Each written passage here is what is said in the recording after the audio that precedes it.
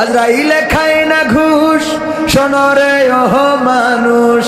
আজরাইলে খায় না ঘুষ, শোনো রে ওহ মানুষ।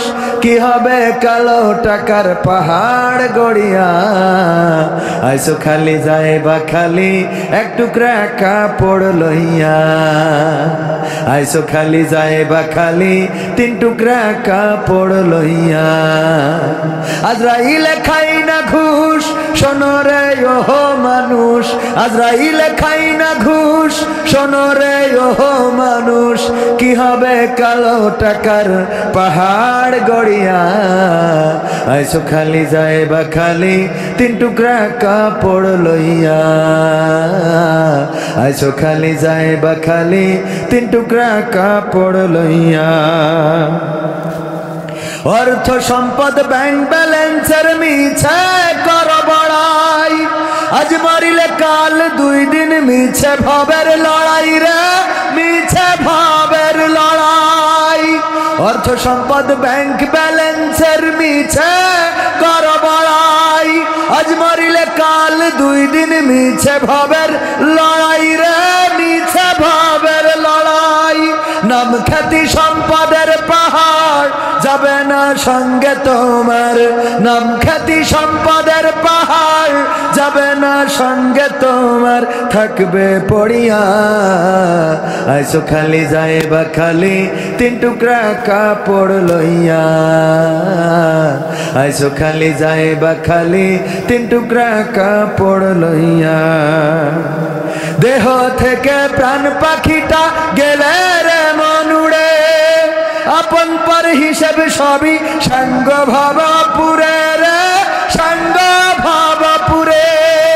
দেহ থেকে প্রাণ পাখিটা গেলে রে মনুড়ে, আপন পর হিসেব সবই সঙ্গ ভাবপুরে রে, সঙ্গ ভাবপুরে। কাঁদবে 2 দিন স্বজন সুজন তোমাকে দিয়ে দাফন, কাঁদবে 2 দিন স্বজন সুজন তোমাকে দিয়ে দাফন, যাবে ভুলিয়া। আইসো খালি যাইবা খালি 3 টুকরা কাপড় লইয়া। আইসো খালি যাইবা খালি 3 টুকরা কাপড় লইয়া। আজরাইলে খাই না ঘুষ, শোনো রে ওহ মানুষ। আজরাইলে খাই না ঘুষ, শোনো রে ওহ মানুষ। কি হবে কালো টাকার পাহাড় গড়িয়া, আইসো খালি যাইবা খালি 3 টুকরা কাপড় লইয়া। আইসো খালি যাইবা খালি 3 টুকরা কাপড় লইয়া। আইসো খালি যাইবা খালি 3 টুকরা কাপড় লইয়া। ঠিক না? ঠিক তো? ওগো আমার ভাইরা, মালাকুল মাউত যেদিন আসবে, সন্তান পাশে বসে কান্না করবে, মা কাঁদবে, ভাই কাঁদবে, বোন কাঁদবে, আপনজন কাঁদবে। কারো কান্না আমাদের কর্ণকুহরে পৌঁছাবে না। কত গগন বিদারী চিৎকার, কারো কান্নায় সাড়া দিতে পারবো না। সন্তান চিল্লাবে, বাবা বলে, মা বলে, মা কাঁদবে সন্তান ও আমার খোকা, বাবা কাঁদবে আমার কলিজার টুকরা, আপন জনেরা কান্না করবে। কারো কান্না আমাদের কর্ণকুহরে পৌঁছাবে না। আর যদি পৌঁছায়ও আমাদের কোনো ক্ষমতা থাকবে না সেই ডাকে সাড়া দেওয়ার জন্যে। নতুন বছর আসছে, জানুয়ারিতে আমাদের সন্তানেরা স্কুলে যাবে, মাদ্রাসায় যাবে, নতুন বছরের ক্লাস করবে, নতুন জামা নতুন জুতা কিনে দেব। কিন্তু এই মুহূর্তে যদি আল্লাহ কাউকে ডেকে নেয় আর কলিজার টুকরা সন্তান যদি মাথার কাছে এসে বলে, বাবা গো নতুন বছর, নতুন বছরের জামা জুতা কে কিনে দেবে, কেন চলে যাও গো বাবা? মা যদি কান্না করে, ওগো আমার সন্তান আমার ঔষধ কিনার টাকা নাই, তুমি তো উপার্জন করে ঔষধ কিনে দাও, কে আমার ঔষধ কিনে দেবে? বাবা যদি কান্না করে, বাবা গো কলিজার টুকরা সন্তান আমার ছেঁড়া লুঙ্গিটা ছেঁড়া জামাটা কে কিনে দেবে গো? কেন চলে যাও? ভাই কাঁদবে আপন ভাই হারানোর বেদনায়, বোন চেঁচামেচি করে কান্না শুরু করবে, গ্রাম থেকে আসবে ও আমার ভাই, কলিজার টুকরা ভাই, কোথায় যাও, কেন চলে যাও? কারো কান্নায় সাড়া দেব না, কারো ডাকে সাড়া দেব না। সুটিপুর বাজারের কোন দোকানে জানি না কাফনের কাপড়টা তৈরি হয়ে আছে, জানি না কোন জায়গার মাটিটা তৈরি হয়ে আছে, জানি না কোন মসজিদের খাটিয়াটা তৈরি হয়ে আছে গো। খাটিয়াটা বাড়িতে আসবে, বড়ই পাতার গরম জলে গোসল করাবে, আপনজনেরা শেষ দেখে দেখে যাবে, মুখটা আলগা করে দেবে, দেখবে আর বলবে লোকটা ভালো মানুষ অথবা খারাপ মানুষ ছিল, বলে যার মতো সেই চলে যাবে। গোসল করাবে, কাফন পরাবে, জানাজা পড়াবে, কবরের দিকে নিয়ে যাবে, ওই যে কবরে রাখবে গো। আর কোনোদিন কেউ কারো খবর নিবেও না, পাবেও না। পাবে? নিবেও না, পাবেও না। অনেক কবর আমাদের ডানে বামে আছে, সেই কবরের ঠিকানাটাও আমরা জানি না, পরিচয়টা জানি না। কার বাবা, কার ভাই, কার মা, কার বোন, কোন বংশের, হিন্দু নাকি মুসলমান, এটাও জানার সুযোগ নেই। এমন কবর আছে না নাই? হঠাৎ করে পুকুর খনন করছেন, পুকুর খুঁজতে যেয়ে অনেক সময় লাশ পাওয়া যায় না, যায় না? লাশের হাড্ডি গুড্ডি এগুলো পাওয়া যায়, অবকাঠামো পড়ে থাকে। ওই লাশটা দেখে চেনারও কায়দা নাই এটা মেয়ে ছিল নাকি ছেলে ছিল। অথচ দুনিয়ায় থাকতে দেখা গেছে হয়তোবা খুব সুন্দরী ছিল, অনেক যুবকের পথ হারা করেছে, এমন সুন্দরী ছিল, কিন্তু মারা যাওয়ার পরে সে আসলে মেয়ে না ছেলে এটা চেনারও কোনো কায়দা। এরকম আছে না নাই? মাথার উপরে বাড়ি দেয়, এরে মারে ওরে ধরে, মারতে কইলে ধরতে কইলে মেরে বসে। অনেক রকম ক্ষমতাবান ক্ষমতাধর আছে, কিন্তু এই ক্ষমতা চিরদিনের, চিরদিনের। আপন আপন বলিস যারে, কেউ তো আপন হয় না। আপন আপন বলিস কারে, কেউ তো আপন হয় না। এই দুনিয়া ছাড়তে হবে, আপন তো কেউ রহে না। এই দুনিয়া ছাড়তে হবে, আপন তো কেউ রহে না। আপন আপন বলিস কারে, কেউ তো আপন হয় না। আপন আপন বলিস কারে, কেউ তো আপন হয় না। স্বার্থ ছাড়া এই ভুবনে আপন তো কেউ রহে না। স্বার্থ ছাড়া এই ভুবনে আপন তো কেউ রহে না। চোখ বুঝিয়া ভাবর মন, কে তোর আপন জন। ভালোবাসা পাওয়ার জন্যে আছে কি কারণ? চোখ বুঝিয়া ভাব মানুষ, কে তোর আপন জন। ভালোবাসা পাওয়ার জন্যে আছে কি কারণ? চোখের আড়াল হলে দেখিস, চোখের আড়াল হয়ে দেখিস, তোর কথা কেউ কই না। স্বার্থ ছাড়া এই ভুবনে আপন তো কেউ রহে না। স্বার্থ ছাড়া এই ভুবনে আপন তো কেউ রহে না। কার জন্যে তোর ভালোবাসা, টাকা ঘরার বাড়ি, মরার পরে কবরেতে রাখবে তাড়াতাড়ি।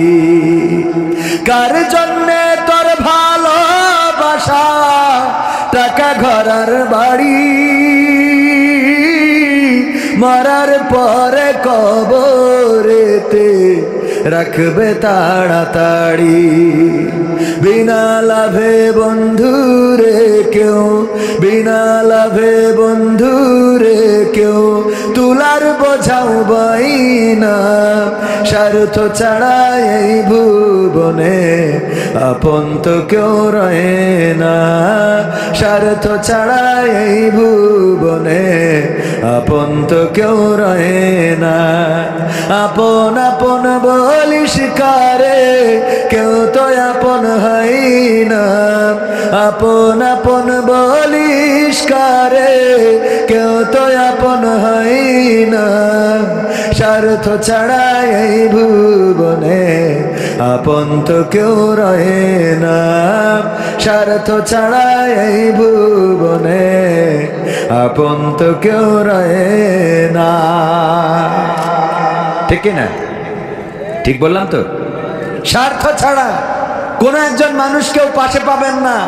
আর তার প্রমাণ যদি নিতে চান, বর্তমান বাংলাদেশের রাজনৈতিক অঙ্গনে তাকাইলেই বোঝা যায়। 3 মাস আগেও যাদের বাহাদুরি ছিল, যারা বলেছিল মাঠ ছাড়বো না, আজকে 3 মাস পরে তাদের একজনেরও রাস্তায় দেখা যায়। কথা কয় না? দেখা যায়? দেখা যায় না। শেখ হাসিনা যখনই দিয়া বুঝতে পেরেছে যে আর দিতে পারবে না, তখন আর শেখ হাসিনার পক্ষে আর কেউ গান গায়? কথা কয় না? গান গায় না, গান গায় না। কারণ স্বার্থ যতদিন পেয়েছিল ততদিন গেয়েছিল। স্বার্থ যখন চলে গেছে তখন তারাও এই সুসময়ের পাখিগুলো তারাও মুখ ফিরিয়ে নিয়েছে। এখন আর তাদেরকে আশেপাশে পাওয়া যায়। স্বার্থ ছাড়া কেউই আপন না। আপনার সন্তান মনে করছেন আপনার খুব কাছের, না, এই সন্তানও স্বার্থ দিয়েছেন তাই বাবা বলে ডাকে। স্বার্থ না দিতে পারলে ওই সন্তানও বাবা বলে ডাকতো। সবাই একটু দুরূদ পড়েন, আল্লাহুম্মা সাল্লি আলা সাইয়্যিদিনা মাওলানা মুহাম্মদ ওয়া আলা আলি সাইয়্যিদিনা। জিকির করেন, লা ইলাহা ইল্লাল্লাহ, লা ইলাহা ইল্লাল্লাহ, লা ইলাহা ইল্লাল্লাহ, লা ইলাহা ইল্লাল্লাহ, লা ইলাহা ইল্লাল্লাহ মুহাম্মাদুর রাসূলুল্লাহ। আপনাদের আল্লাহর জিকির করলে কি গুনাহ হয়?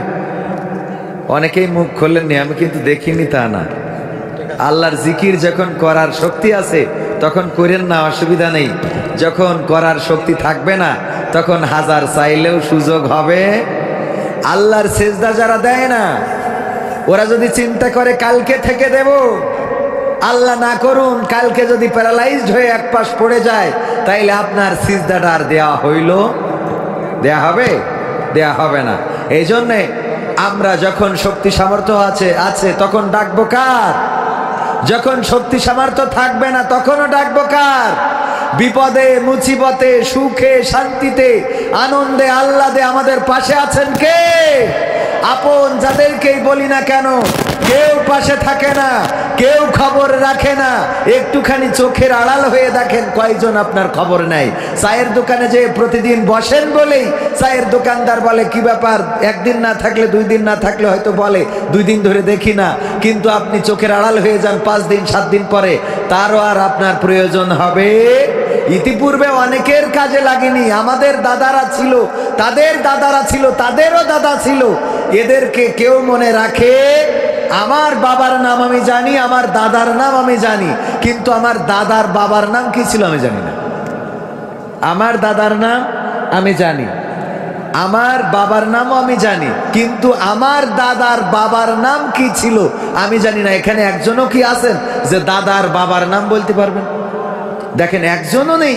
দাদার বাবার নাম, দাদারও তো একজন আব্বা ছিল, ছিল না? দেখেন, কাছের সম্পর্ক কিন্তু বেশি দূরের না, দাদার আব্বা। আমি কিন্তু দাদার দাদা বলি নাই, তাও আমরা তার নামটা জানি না। আপনিও কারো না কারো দাদার আব্বা, ঠিক না বেঠিক? আপনি কারো না কারো দাদার আব্বা। আপনার নামটাও এই সমাজ মনে রাখবে, মনে রাখবে। কোথায় গেল এমপিরা সব, কোথায় গেল মন্ত্রীরা সব, কোথায় কাদের কাকা? তাদের ছাড়া দেশটা এখন লাগে ফাঁকা ফাঁকা, ঠিক না বেঠিক? কোথায় গেল মন্ত্রীরা সব, কোথায় গেল এমপিরা সব, কোথায় গেল নেত্রীরা সব, কোথায় গেল নেতারা সব, কোথায় কাদের কাকা? তাদের ছাড়া দেশটা এখন লাগে ফাঁকা ফাঁকা, তাদের ছাড়া দেশটা এখন লাগে ফাঁকা। পালাবো না, পালাবে না, পালাবে না, যায় না তবু দেখা, পালাবে না, পালাবে না, যায় না তবু দেখা। তাদের ছাড়া দেশটা এখন লাগে ফাঁকা ফাঁকা, ওদের ছাড়া দেশটা এখন লাগে ফাঁকা ফাঁকা। আইন মন্ত্রী আটকে গেল আইনেরই ফাঁকে, দাড়ি ছাড়া দরবেশের ভণ্ড ভণ্ড লাগি। ঠিক না বেঠে? আইন মন্ত্রী আটকে গেল আইনেরই ফাঁকে, দাড়ি ছাড়া দরবেশের ভণ্ড ভণ্ড লাগি। শুনছি কত নেতা নেত্রী খাইতেছে ভাই ডান্ডা, বিচারপতি কালামানিকের ফাটিয়ে দিয়েছে আন্ডা। পলকের ঝলক গেল, পলকের ঝলক গেল, থামিয়ে নেটের চাকা। তাদের ছাড়া দেশটা এখন লাগে ফাঁকা ফাঁকা, ওদের ছাড়া দেশটা এখন লাগে ফাঁকা ফাঁকা। কই গেল সেই সংসদেতে মমতাজের গান, কোথায় গেল হজরত বলা শামীম ওসমান? ঠিক না বেঠে? খেলা হবে, আসো খেলবো। কণ্ঠ মনে আছে তো? কই গেল সেই সংসদেতে মমতাজের গান, কোথায় গেল হজরত বলা শামীম ওসমান? ইনু মেনন দীপু মনি আছে কারাগারে, বাপ করিলেও পাপ কখনো ছাড়ে কি আর তারে? কোথায় গেল স্পিকারের, কোথায় গেল স্পিকারের দৃষ্টি আঁকা বাঁকা? তাদের ছাড়া দেশটা এখন লাগে ফাঁকা ফাঁকা, ওদের ছাড়া দেশটা এখন লাগে ফাঁকা ফাঁকা। কই গেল সেই আরাফাত আর ব্যারিস্টার সুমন, কথা বলার সময় তারা করে নিয়োজন। মুরগি কবির খাইছে ধরা, জাফর কোথায় আছে? গোপনে কি সেও গেল মোদি দাদুর কাছে? ঠিক না বে ঠিক? কোথায় গেল আরাফাত আর ব্যারিস্টার সুমন, কথা বলার সময় তারা করে নিয়োজন। মুরগি কবির খাইছে ধরা, জাফর কোথায় আছে? গোপনে কি সেও গেল মোদি দাদুর কাছে? কোথায় গেল এসালমের, কোথায় গেল এসালমের কাড়ি কাড়ি টাকা? তাদের ছাড়া দেশটা এখন লাগে ফাঁকা ফাঁকা, ওদের ছাড়া দেশটা এখন লাগে ফাঁকা। ঠিক না বেঠিক? এখন আর টেলিভিশন খুললে তাদের বক্তৃতা পাওয়া যায় না, এখন আর খেলা হবে বলার লোক নাই, এখন আর 41 সাল পর্যন্ত ক্ষমতায় থাকবো এই কথা বলার মতো নেতা পাওয়া যায় না। এখন আর কোন নেতা বলে না রাজপথে দাঁড়ালে বানের পানির মতো ভেসে যাবে, এখন আর কোন নেতা বলে না হুজুর এই কথা বলা যাবে না, এই কথা বলেন, এই পথে চলা যাবে না, এই পথে চলেন। এখন দেশটা স্বাধীন আছে না না? যা ইচ্ছা তাই বলবো, যা মনে চাই তাই বলবো। সমন্বয়কদের বিরুদ্ধে কথা বলছে না, বলছে না, সমন্বয়কদের বিরুদ্ধেও কথা বলছে, সার্জিস আলম হাসনাত সহ অনেকের বিরুদ্ধে কথা বলছে, কিন্তু তাদের বিরুদ্ধে কথা বললে কোনো মামলা হচ্ছে? কথা কয় না, হচ্ছে? মামলা হয় না। তাদের বিরুদ্ধে কথা বললে পুলিশ হুঙ্কার দেয় না, তাদের বিরুদ্ধে কথা বললে আর্মি এসে গ্রেফতার করে না, বিডিআর বিজিবি আসে না, এনএসআই তারপরে আরো যারা বিএসএফ ডিবি অনেকে অনেক প্রশাসনের বিভিন্ন গোষ্ঠী করে রেখেছিল, নানান ভাবে হেনস্থা করা হয়েছে। এখন যারা রাষ্ট্র ক্ষমতায় আছে গো তাদের বিরুদ্ধে কথা বলা হয়, কিন্তু তাদের নামে যারা কথা বলে তাদের নামে মামলা হচ্ছে। কথা কয় না, হচ্ছে? মামলা হচ্ছে না, হামলা হচ্ছে না। এটাই স্বাধীনতা, এটাই অধিকার, এটাই বৈষম্য বিরোধ। এই জন্য আমরা কথা বলার জন্য স্বাধীনতা খুঁজেছিলাম। ওগো আমার ভাইয়েরা, উপদেষ্টা নিয়োগ দিয়েছে, উপদেষ্টা নিয়োগ দিয়া নিয়েও ষড়যন্ত্র আছে না নাই? ষড়যন্ত্র আছে। বলা হচ্ছে শেখ বশির উদ্দিনকে কেন নিয়োগ দেওয়া হলো? বাণিজ্য উপদেষ্টা, সে আকিজ পরিবারের সন্তান, শেখ আফিল উদ্দিনের ভাই।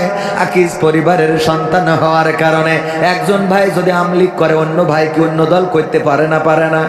অন্য দল করতে পারে। এই ষড়যন্ত্রগুলো যারা করছে ওরা কিন্তু ওই দলের লোকেরই। বোঝা গেছে? বিতর্কিত করছে। কারণটা কি? কারণ জানে যে যদি একটা বিতর্ক বা কোনোভাবে যদি নেগেটিভ প্রচারণা করা যায় তাহলে সেটাই সুবিধা। এই জন্য উপদেষ্টা নিয়োগ নিয়ে এখন নানানভাবে নানান কথা বলা হচ্ছে। অমুক যদি আকিজ পরিবারের সন্তান হয়ে, আফিল উদ্দিনের ভাই হয়ে শেখ বশির উদ্দিন যদি উপদেষ্টা হইতে পারে, তাহলে অন্যরা কি করেছে? আরে বাবা, আকিজ পরিবার সম্বন্ধে যারা জানে না তারা এই জাতীয় কথা বলে। আকিজ পরিবার একটা ইসলামিক পরিবার। জানেন না? জানেন না? যদি না জানেন আদ্দিন হাসপাতালে যান। আদ্দিন হাসপাতালে যেয়ে দেখেন এমন কোন দেয়াল নাই, এমন কোন ওয়াল নাই যেখানে কোরআনের আয়াত, রাসূলের হাদিস লেখা নাই। যারা গিয়েছেন তারা জানেন। গিয়েছেন কখনো? আছে না নাই? আমার সভাপতি সাহেব সাক্ষী। শুধু তাই নয়, এই আকিজ পরিবারে যতগুলো সন্তান তারা সবাই নামাজি, রোজাদার, পরহেজগার, আল্লাহওয়ালা। একজন সন্তান একটু বাইরে গিয়েছিল, তার নাম কি? শেখ আফিল উদ্দিন। এই সন্তানটা টেপারির বাইরে চলে গেছে। টেপারি বোঝেন তো? টেপারির বাইরে কি সবগুলো থাকে নাকি? না, সব থাকে না। আল্লাহর নবীর সন্তান। নারায়ে তাকবীর, নারায়ে তাকবীর। সুপার সাহেবের আগমন। বিশহরী মাদ্রাসার সুপার, আমাদের রকিদের উস্তাদ, আমার মুহতারাম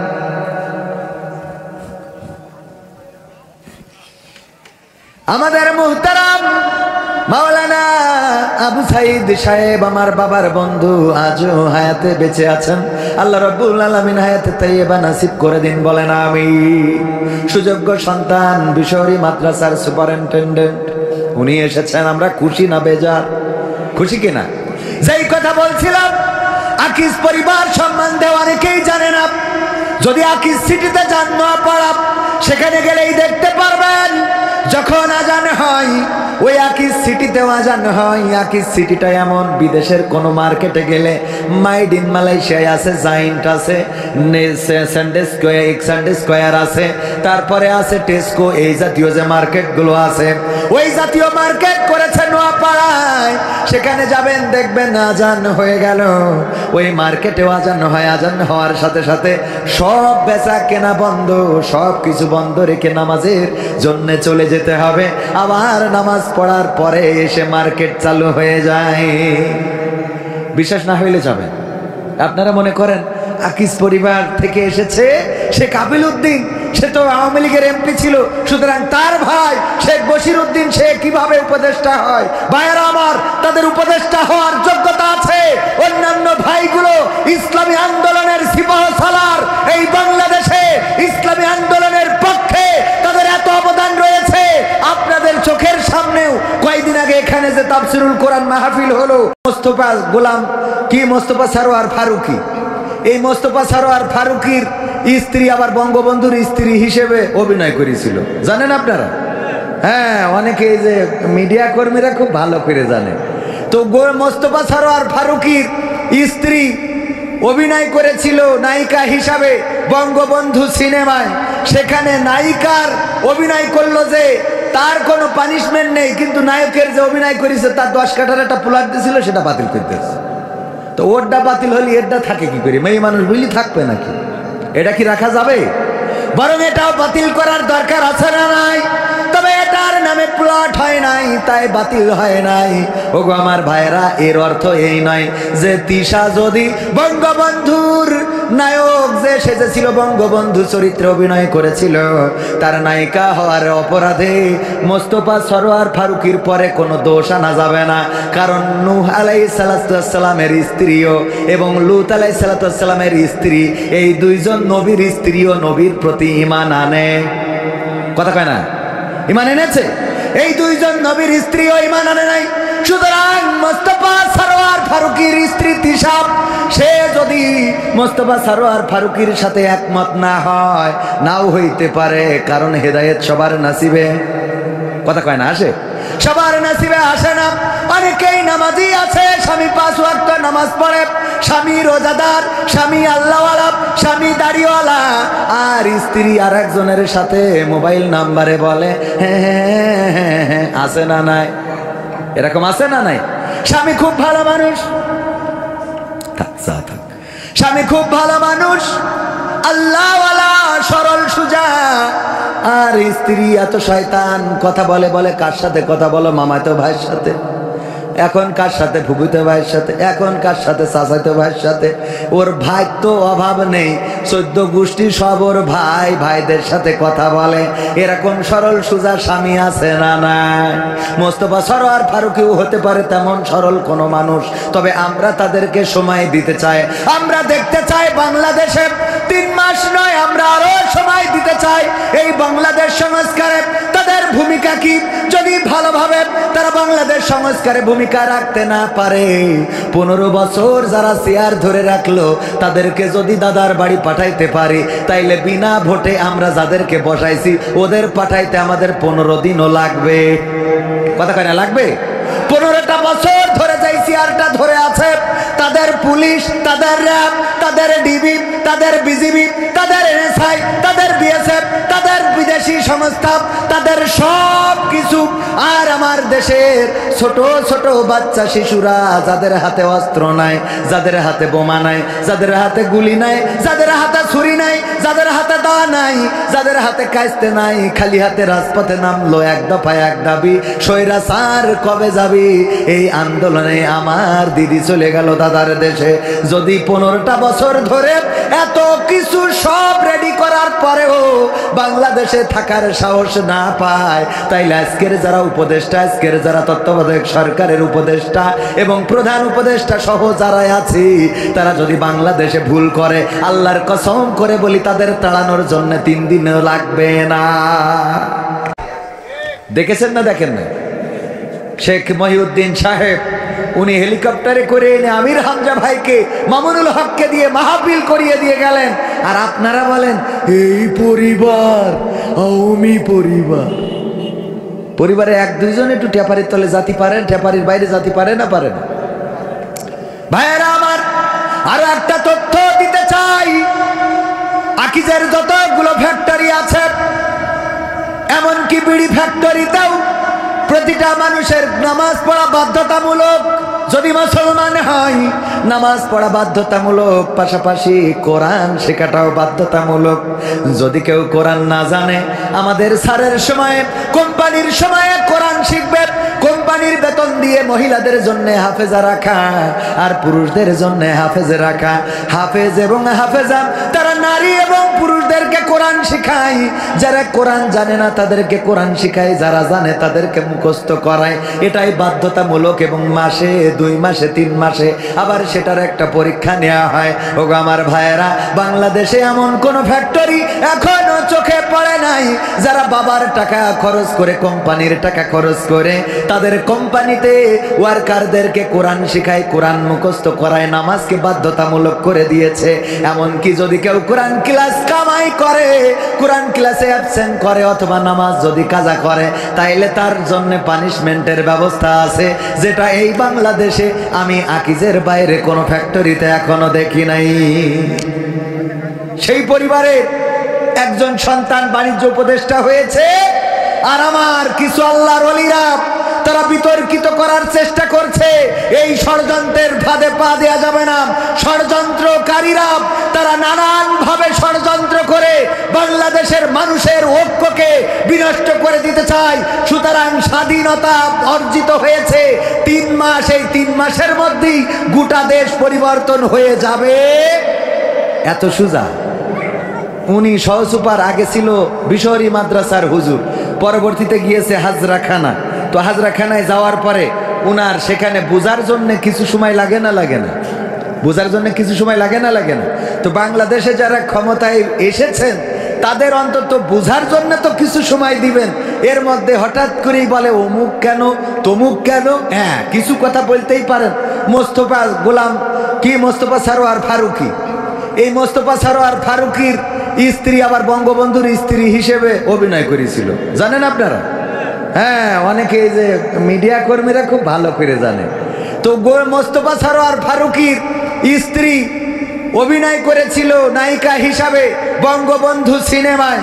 সেখানে নায়িকার অভিনয় করলো যে তার কোনো পানিশমেন্ট নেই, কিন্তু নায়কের যে অভিনয় করেছে তার 10 কাঠার একটা প্লট দিয়েছিল, সেটা বাতিল করতেছে। তো ওরটা বাতিল হলে এরটা থাকে কি করে? মেয়ে মানুষ বুঝলি থাকবে নাকি? এটা কি রাখা যাবে? বরং এটাও বাতিল করার দরকার আছে না নাই? তবে এটার নামে প্লট হয় নাই, তাই বাতিল হয় নাই।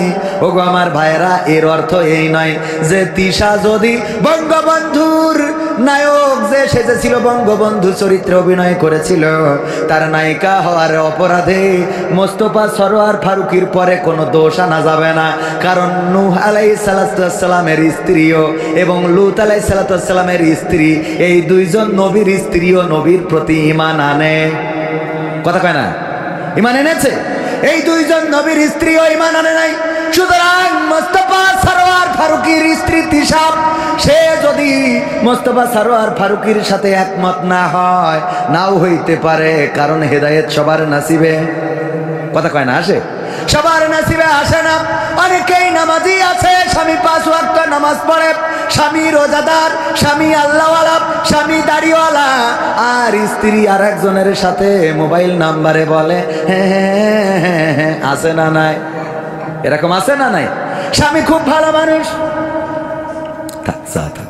স্বামী খুব ভালো মানুষ, আল্লাহওয়ালা, সরল সুজা, আর স্ত্রী এত শয়তান। কথা বলে বলে কার সাথে কথা বলো? মামাতো ভাইয়ের সাথে, এখন কার সাথে ফুফুতো ভাইয়ের সাথে, এখন কার সাথে চাচাতো ভাইয়ের সাথে। ওর ভাই তো অভাব নেই, 14 গোষ্ঠী সব ওর ভাই, ভাইদের সাথে কথা বলে। এরকম সরল সুজা স্বামী আছে না নাই? মোস্তফা সরোয়ার ফারুকীও হতে পারে তেমন সরল কোনো মানুষ। তবে আমরা তাদেরকে সময় দিতে চাই। আমরা দেখতে চাই বাংলাদেশে 3 মাস নয়, আমরা আরো সময় দিতে চাই এই বাংলাদেশ সংস্কারে তাদের ভূমিকা কি। যদি ভালোভাবে তারা বাংলাদেশ সংস্কারে ভূমিকা রাখতে না পারে, 15 বছর যারা চেয়ার ধরে রাখলো, তাদেরকে যদি দাদার বাড়ি পাঠাইতে পারি, তাইলে বিনা ভোটে আমরা যাদেরকে বসাইছি ওদের পাঠাইতে আমাদের 15 দিনও লাগবে। কথা কয় না? লাগবে। 15টা বছর ধরে যাই চেয়ারটা ধরে আছে, তাদের পুলিশ, তাদের র্যাব, তাদের ডিবি, তাদের বিজিবি, তাদের এনএসআই, তাদের বিএসএফ, তাদের বিদেশি সংস্থা, তাদের সব কিছু। আর আমার দেশের ছোট ছোট বাচ্চা শিশুরা, যাদের হাতে অস্ত্র নাই, যাদের হাতে বোমা নাই, যাদের হাতে গুলি নাই, যাদের হাতে ছুরি নাই, যাদের হাতে দা নাই, যাদের হাতে কাস্তে নাই, খালি হাতে রাজপথে নামলো, এক দফায় এক দাবি, স্বৈরাচার কবে যাবি? এই আন্দোলনে আমার দিদি চলে গেল দাদার দেশে। যদি 15টা বছর ধরে এত কিছু সব রেডি করার পরেও বাংলাদেশে থাকার সাহস না পায়, তাইলে আজকের যারা উপদেষ্টা, আজকের যারা তত্ত্বাবধায়ক সরকারের উপদেষ্টা এবং প্রধান উপদেষ্টা সহ যারা আছি, তারা যদি বাংলাদেশে ভুল করে, আল্লাহর কসম করে বলি, তাদের তাড়ানোর জন্য 3 দিনও লাগবে না। কয়দিনও লাগবে না? 3 দিনও লাগবে না। সুতরাং ছাত্ররা যারা আন্দোলন করে, ওরা কিসের ছাত্র এটা জানার দরকার। এখন পত্রিকায় আসে ছাত্ররা এটার বিরুদ্ধে আন্দোলন করেছে, ওটার বিরুদ্ধে আন্দোলন করেছে, কিন্তু মাথায় রাখতে হবে ওরা কি বৈষম্য বিরোধী দলের ছাত্র, নাকি ওরা শিবিরের ছাত্র, নাকি ওরা লীগের ছাত্র, নাকি ওরা দলের ছাত্র, এটা দেখার দরকার আছে না নাই? আবার অনেকেই আছে ছাত্র ও না, ছাত্র ও না রে, তারপরেও রাজপথে দাঁড়ায় আন্দোলন করে ছাত্র সেজে, এমন আল্লাহর ওলি আছে না নাই? কথা কয় না? আছে না নাই? বাজারে এসে কালেকশন করে। কোথা থেকে এসেছেন? কুলুকুলু গ্রাম থেকে এসেছি। হ্যাঁ, এটা গ্রামের নাম বলে। ওখানে একটা মাদ্রাসা আছে, দান করেন কিছু। যদি বলা হয় ওই মাদ্রাসায় যাও, কয় যাবেন? দিয়া লাগবে না আপনার। এরকম আছে না নাই? মেয়ে বিয়ে দেবে, সাহায্যের জন্য আসে, মেয়ে বিয়ে দিতে পারছি না। আমি বললাম ওগো আমার বোন যে মেয়ে বিয়ে দিবেন অ্যাড্রেসটা বলেন, ঠিকানাটা বলেন, আমরা আপনার মেয়ের বিয়ের দিন উপঢৌকন নিয়ে যাব, এত কষ্ট করেন, আপনার মেয়ের বিয়ের দিন যদি পারি কিছু সহযোগিতা করব। কয় দেবেন না, ভালো কথা, এত কথা কান কেন? তার মানে বোঝা যায় না, যায় না? এরকম ভণ্ডামি আছে না নাই? অনেক আছে। এই জন্য এখন যারা আন্দোলন করে, এখন যারা কথা বলে, এই কথা কারা বলছে এটাকে খুঁজে বের করা দরকার। অনেকেই আমাদের ভাই ভাই দ্বন্দ্ব বাঁধাতে চায়, অনেকেই আমাদের এই সম্পর্কের মধ্যে ফাটল ধরিয়ে দিতে চায়। 15টা বছর ধরে যা পরিবর্তন করতে পারলো না, 3টা মাসের মধ্যে কেমন করে পরিবর্তন হয়ে যাবে, এইটা তো একটু কমন সেন্স দিয়ে বোঝার দরকার আছে না নাই? কথা কয় না, আছে না নাই? 15 বছর ধরে এই রাস্তাটা পাকা হয়নি, এখন 3 মাসে আপনারা যদি আন্দোলন করেন রাস্তা পাকা করো, নাই ক্ষমতা ছাড়ো, এ হুজুর যাবে কেন? আগে 15 বছর দিয়েছেন। হিন্দুরাও এখন অধিকার না, অধিকার চাই, অধিকার চাই, শাহবাগে যাব, লং মার্চ করব, এই করব, তাই করব, কত হুমকি, কত ধামকি দিচ্ছে না, দিচ্ছে না? অথচ যখন বিশ্বজিৎকে কুপিয়ে কুপিয়ে হত্যা করা হয়েছিল, বারবার চিৎকার করে বলেছিল আমি শিবির নই, এমনকি আমি মুসলমান নই, আমি হিন্দু। তাকে হত্যা করার পরে আমার দেশের দাদারা দিদিরা একজন প্রতিবাদ করে নাই, বলেন ঠিক কিনা? আর এখন এত অধিকার, আরে বাবা, পান্তে চুন খসলি কয় এটা কি চেয়েছিলাম? তা কোনটা চাইলে তুমি? এটা কি চাইলে তুমি? আছে না নাই? ক্ষমতার দাপটে তুমি, ক্ষমতার দাপটে তুমি হইলা যে ভাই অন্ধ, সব ক্ষমতা চূর্ণ হবে আখি হইলে বন্ধ তোমার, সব ক্ষমতা চূর্ণ হবে আখি হইলে বন্ধ। ক্ষমতার দাপটে তুমি, ক্ষমতার দাপটে তুমি হইলা যে ভাই অন্ধ, সব ক্ষমতা চূর্ণ হবে আখি হইলে বন্ধ তোমার, সব ক্ষমতা চূর্ণ হবে আখি হইলে বন্ধু। গায়ের জোরে আজকে তুমি হয়েছ বেসামাল, এই ক্ষমতা রবে না ভাই তোমার চিরকাল। ঠিক না বেঠে? গায়ের জোরে বেসামাল হয়। অনেকেই মনে করে এই যে চেয়ার পেয়েছি, এই চেয়ার কোনোদিন ছাড়া লাগবে না। আমার ইউনিয়নের একজন চেয়ারম্যান ছিল, নামটা নিতে চায় না, আপনার এলাকায় আপনারাও চিনবেন চেয়ারম্যান গো। আমি যখন আমার ইসলামী ব্যাংক করার জন্য একটা চেয়ারম্যানের স্বাক্ষর লাগবে, আমি কাউন্সিলে আসলাম, ওই আল্লাহর ওলি আমার ব্যাংকটার অনুমোদনের জন্য সার্টিফিকেট আমার সেই লেটারটাই সাইন করে নাই। আজকে সেই চেয়ারম্যান কোথায়? চেয়ারম্যানই কোথায়? সব চলে গেল। ক্ষমতা চিরদিন থাকে না, অন্যায় করবেন মাথায় রাখবেন। আমার কিন্তু ইসলামী ব্যাংক হয়েছে, আমি সেই এজেন্ট ব্যাংক কিন্তু ঠিকই করেছি। আমার এখানে কলিগ আছে, চাকরি করেন, রকি হুসাইন আছে, সেই জায়গায় চাকরি করে ও রুটি রুজি করে, কিন্তু ওই আল্লাহর ওলি এখন বালায় বেড়াই রে। ঠিক না বেঠিক? এটা ছিল ক্ষমতার অপব্যবহার। কি ব্যবহার? কথা কয় না, কি ব্যবহার? ক্ষমতার অপব্যবহার যদি কেউ করে তার এলাকা ছাড়া লাগবে, এটাই নিশ্চিত। আর ক্ষমতার ব্যবহার, সুষ্ঠু ব্যবহার যদি করে, হাসি মুখে ফাঁসির মঞ্চে ঝুলবে, তারপরেও দেশ ছাড়া লাগবে। কথা কয় না, সে লেগেছে?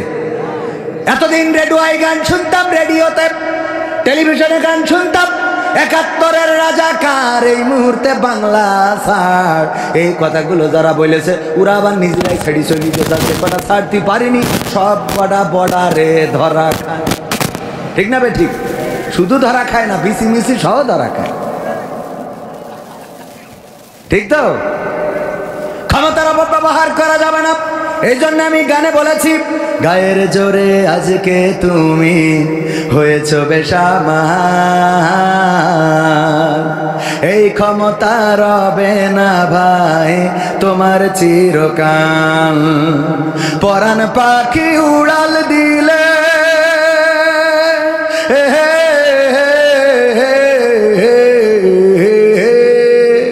পরাণ পাখি উড়াল দিলে, পরাণ পাখি উড়াল দিলে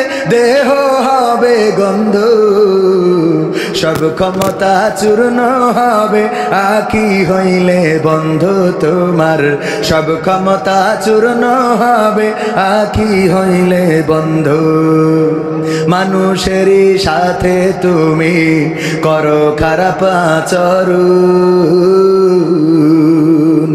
জানো কি ভাই কার ইশারায় ভুবনে করো বিচরণ। ঠিক না বে ঠিক? কার ইশারায় বিচরণ করি বলেন? কার ইশারায়?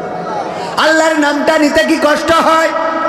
যে বানাইল, যে চোখ দিল, যে কান দিল, যে কথা বলার শক্তি দিল, যে আমাদের সন্তান দিল, স্ত্রী দিল, সংসার দিল, পরিবার দিল। ওগো আমার ভাইয়েরা, আমরা যারা যশোরে বসবাস করি, মাঝে মাঝে যখন কোনো ভিডিও দেখি অথবা কোনো জায়গায় কোনো মাহফিলে যায়, যাওয়ার পরে বলে হুজুর এই যে এই জায়গাটা দেখছেন নদীর মধ্যে বিলীন হয়ে গেছে, এই জায়গায় আমার দাদার বাড়ি ছিল, এই জায়গায় আমার বাবার কবর ছিল, এই জায়গায় আমার আপনজনরা ঘুমানো ছিল। কত নদীতে বিলীন হয়ে যায়। আর আমরা যারা যশোরে বসবাস করি, আমাদের অন্তত কবরটাও ঠিক আছে না নাই? আমাদের নদীতে বিলীন হয় না, নদীতে ভেঙে যায় না। এই জন্য আমাদের কবিরা গান লিখেছিলেন, নদীর কুল ভাঙে ও কুল গড়ে, এই তো নদীর খেলা, সকাল বেলার ধ্বনি তুমি ফকির সন্ধ্যা বেলা। নদীর কুল ভেঙে যায় ও কুল গড়ে যায়। ওগো আমার ভাইয়েরা, কত মানুষের ভিটামাটি চলে যায়, নদীর গর্ভে বিলীন হয়ে যায়। নদীর দিকে তাকায় আর বলে নদীর ও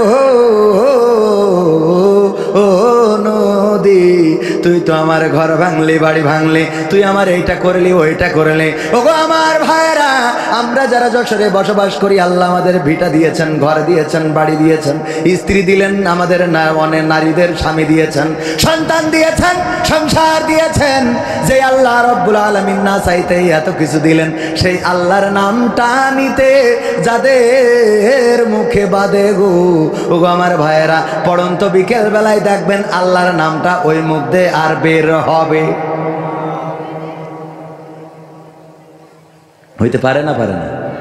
কথা কয় না?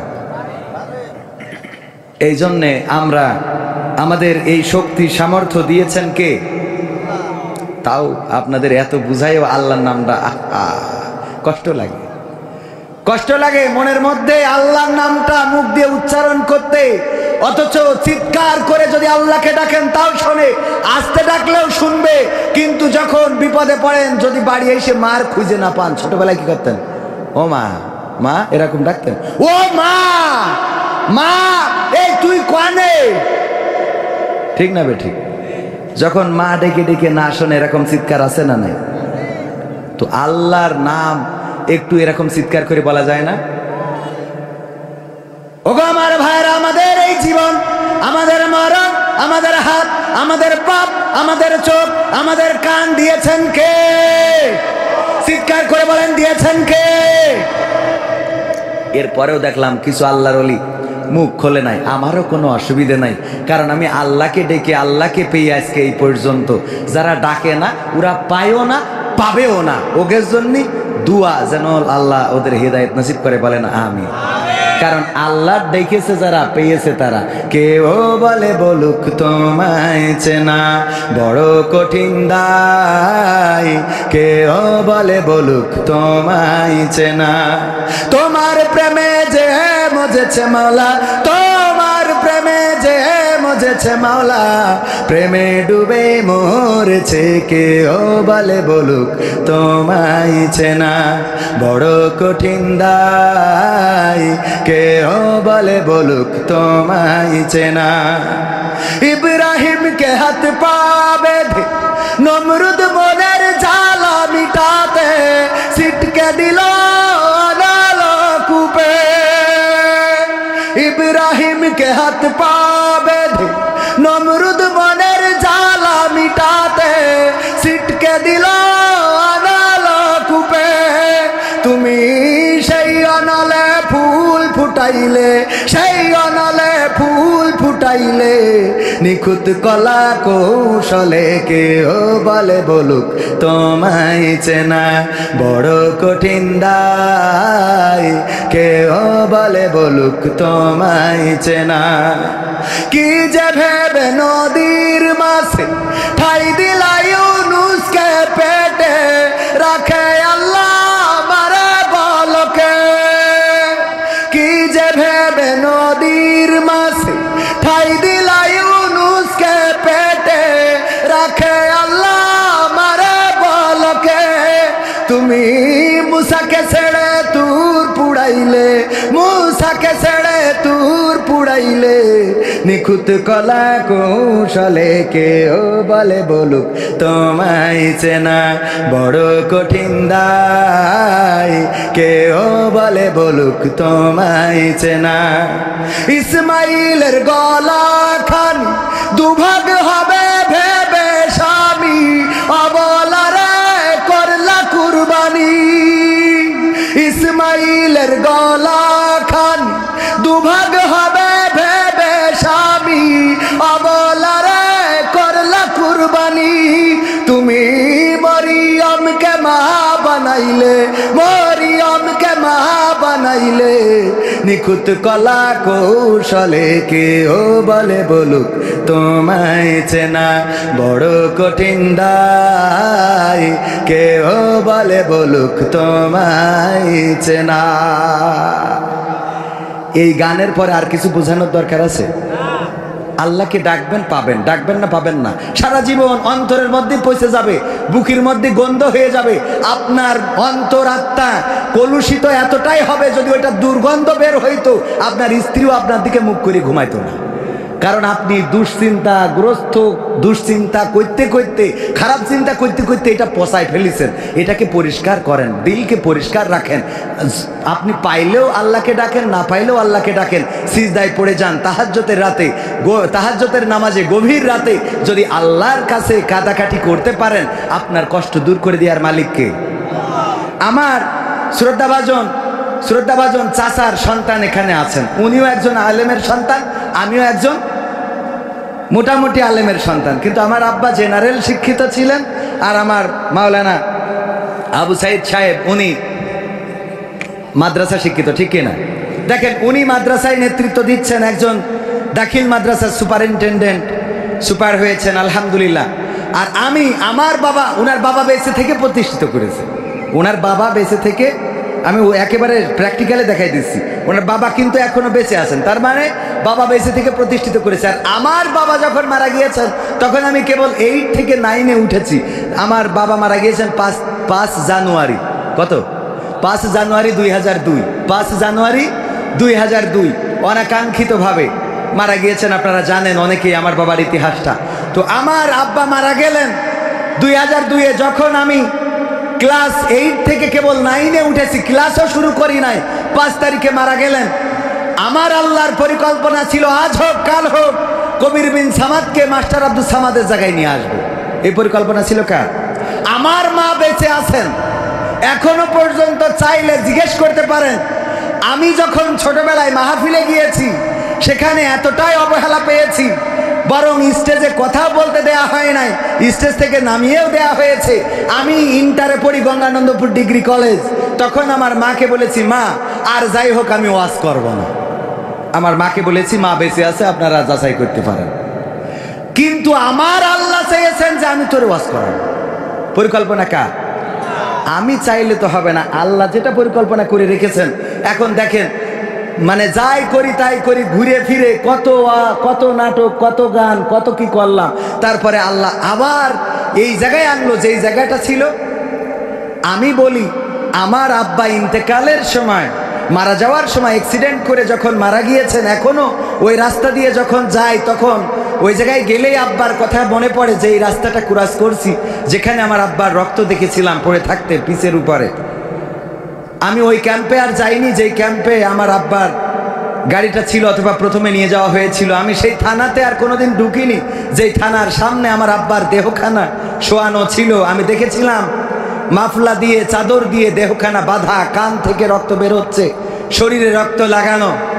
চিৎকার করে বলেছিলাম, কালকে স্টেজে কথা বলেছেন আর আজকে নিথর ভাবে এখানে পড়ে আছেন এই জায়গায়।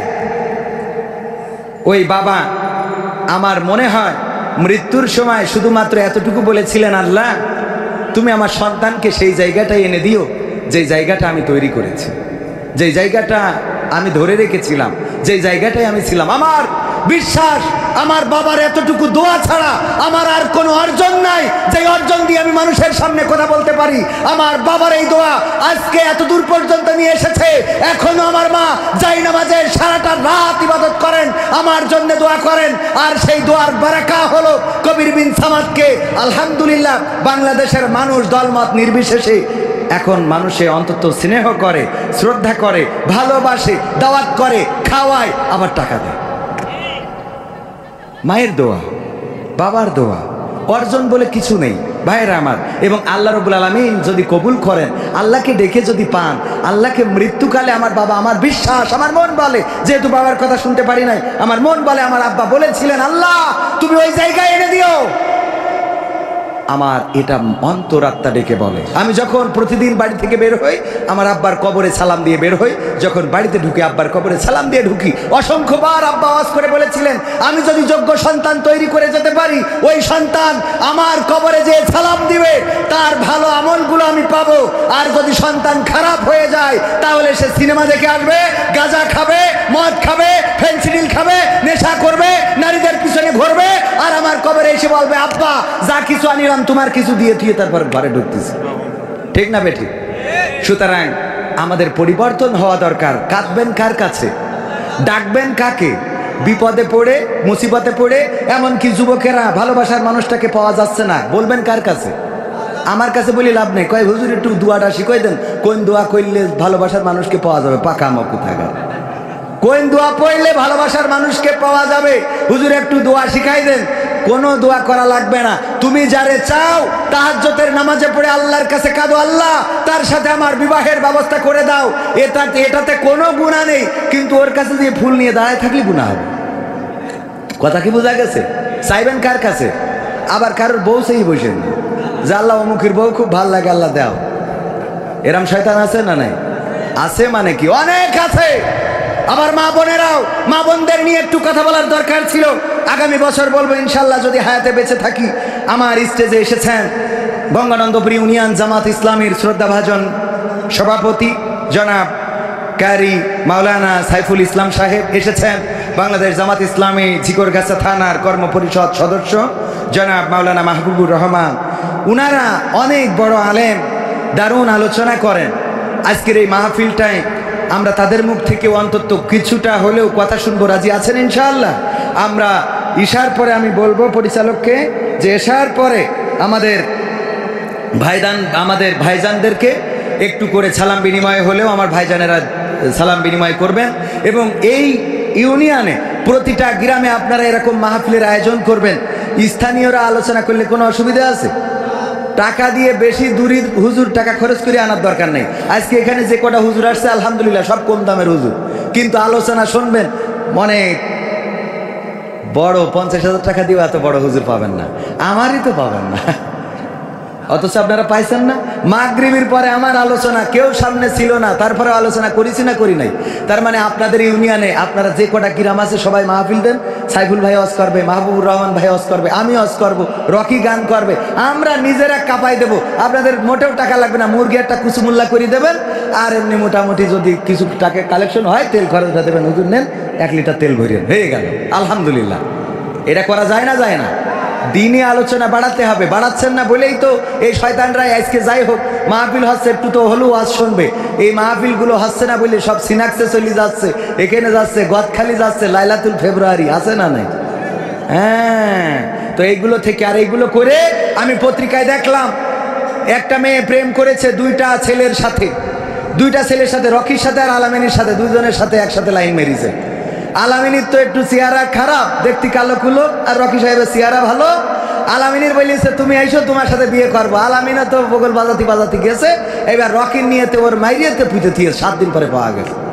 এই জন্য যুবকেরা প্রেম করতে গেলেও সাবধান, ডাকলি অমনি সাড়া দিয়ে না, মনে করিয়ে না যে যাচ্ছি স্বর্গে, ওই স্বর্গে না বলে নরকে যাওয়া লাগবে। কথা যেন মনে থাকে।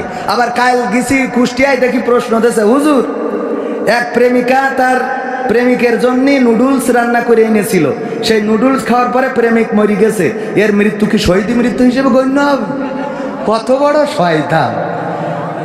হ্যাঁ,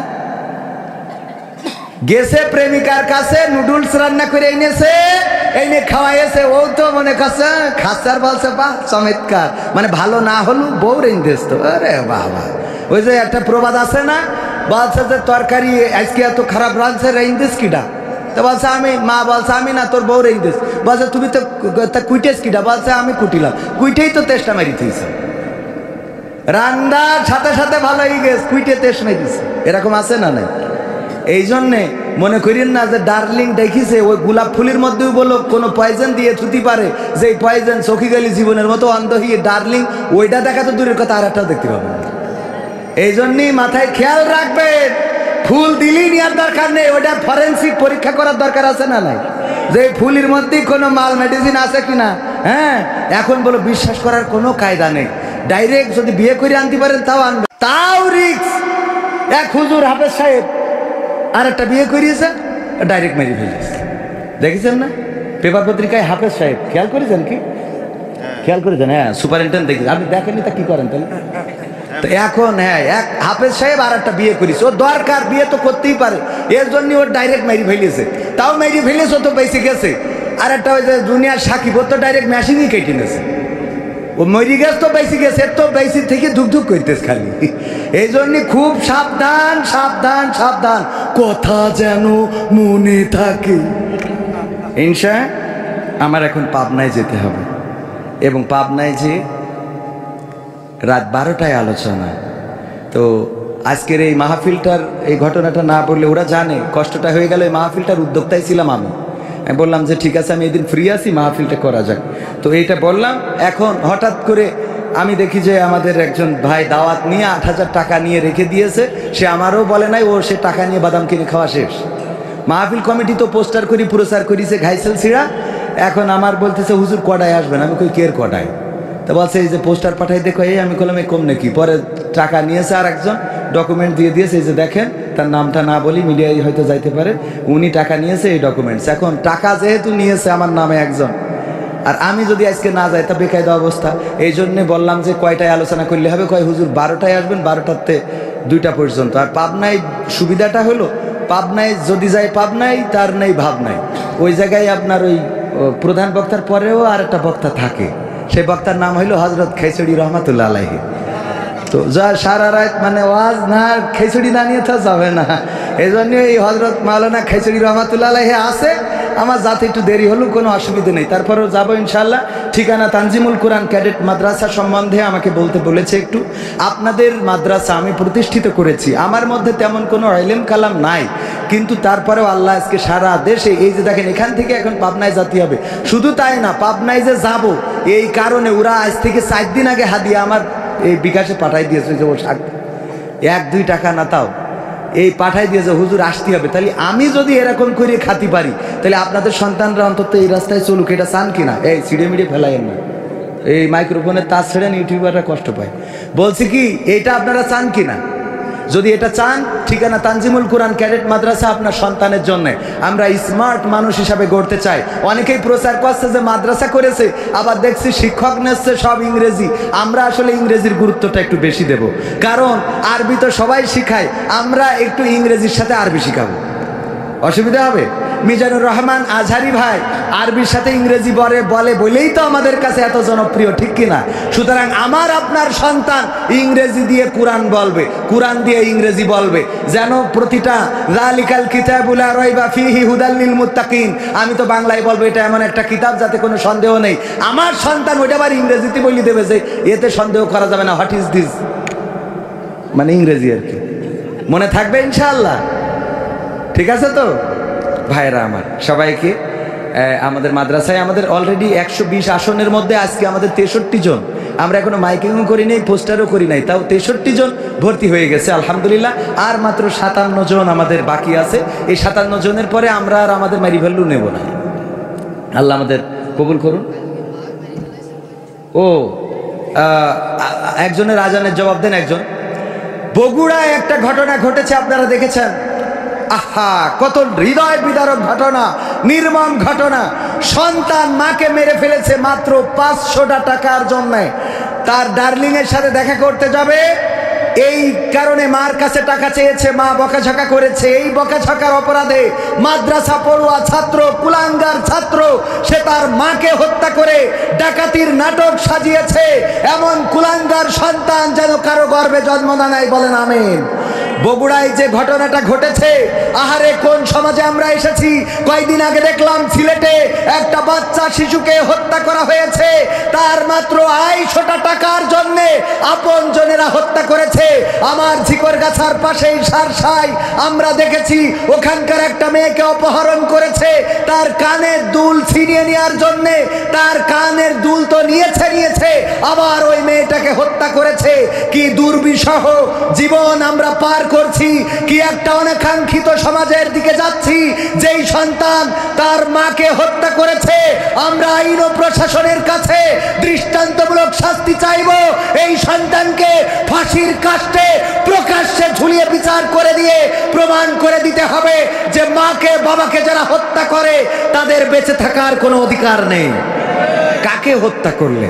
যেই মা তোমাকে গর্ভে ধারণ করেছিল, যেই মা তোমাকে প্রসব যন্ত্রণা সহ্য করে রক্তে ভেসে এই পৃথিবীর আলো দেখিয়েছিল, যেই মা তোমাকে পিঁপড়ে কামড়ালে তুমি কান্না করতে, মা সব কিছু ফেলে রেখে তোমাকে বুকে আগলে নিত, যেই মা তোমাকে নিজে ভিজা বিছানায় ঘুমিয়ে শুকনা জায়গায় রাখতো, যেই মা নিজের সেরা শাড়ি পরেছে কিন্তু কোনোদিন বাবার কাছে অভিযোগ করে নাই, তোমার নতুন জামা কিনে না দিলে তোমার মা অভিমান করে থাকতো, যেই মা তোমার সুখে হাসতো, তোমার কষ্টে কান্না করত, যেই মা তাহাজ্জুদে জায়নামাজে তোমার জন্য জায়নামাজ ভিজিয়েছে, সেই মাকে তুমি হত্যা করেছো।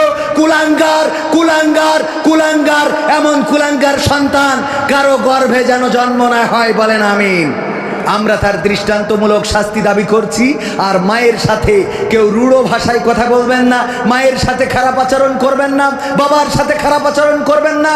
তারা আপনাদের জন্য মাথার ঘাম পায়ে ফেলে, আপনাদের সুখের জন্য, আপনাদের মুখে হাসি ফোটানোর জন্য কষ্ট করে নিজের জমি বেচে বিদেশে পাঠাইয়েছে। আর এখন বউ পাইয়েতে বগল বাজান যে মাল একখান পাইছি, কথা কয় না। বাবার চিকিৎসার টাকাটাও দিতে চায় না, মায়ের শাড়ি কেনার টাকাটা দিতে চায় না, মায়ের ঔষধ কেনার টাকাটা দিতে চায় না, ভাইয়ের পিছনে খরচ করতে চায় না, বোনকে দেখতে চায় না। এমন অসংখ্য কুলাঙ্গার আছে, বউ পেয়ে ভুলে গিয়েছে। আল্লাহ এই জাতীয় মানুষদেরও হেদায়েত নসিব করে দিন, বলেন আমিন। মনে থাকবে ইনশাআল্লাহ। আবারও দেখা হবে, দেখা হবে, এটা চান? আগামী বছর আবার মাহফিল হোক চান? এশার আজান হবে, আপনারা নামাজ আদায় করবেন, এখানে নামাজের পরে বসে যাবেন, তারপরে ধারাবাহিকভাবে আমাদের আলোচকরা আলোচনা করবেন ইনশাল্লাহ। এই মাহফিলটা আমাদের নিজেদের মাহফিল মনে করেই মূলত আমি এখানে এসেছি, কোনো বক্তা হিসাবে নাই, শিল্পী হিসাবে নাই।